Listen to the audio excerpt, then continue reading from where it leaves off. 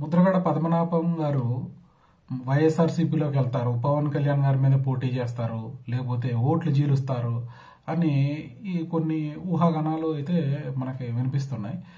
వీటికి చెగబెట్టేలాగా అసలు పద్మనాభం గారు అసలు పోటీయే కాదు, కాంపిటేటరే కాదు, వచ్చినా కానీ ఏమని చెప్తాడు?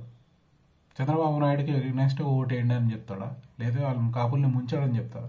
కాపుల్ని ముంచింది మీరు.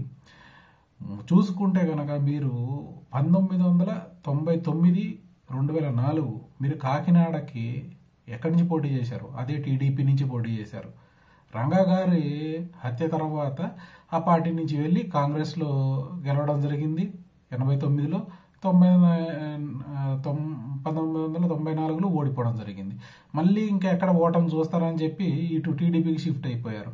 అంటే మీరే నిలకడ లేకుండా మీ స్వార్థ ప్రయోజనాల గురించి మీరు ఎటన్నా తిరగచ్చు, ఏ మాటన్నా మాట్లాడచ్చు. కానీ రాజకీయాలు చేస్తూ ఒక సీటు నాతో పాటు కొంతమందిని అసెంబ్లీలోకి తీసుకెళ్ళాలి, ఖచ్చితంగా మనం ఉనికిని చాటుకోవాలి అన్నట్టుగా పవన్ కళ్యాణ్ గారు ఎత్తులేస్తే మటుకి అది దాని మీద మీరు విమర్శించడము, ఇంకా ఈ పనికిరాని అసలు వేస్ట్, ఆ లేఖ కూడా వేస్ట్ అవి పెడతారు. ఎందుకు?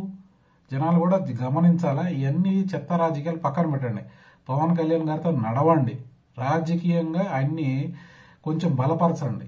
ఇది మన తక్షణ కర్తవ్యంగా ప్రతి ఒక్కరూ ఆలోచించుకోండి. అంతే తప్పితే వాళ్ళ ట్రాప్లో వీళ్ళ ట్రాప్లో అసలు మీరు పడద్దు. జై హింద్.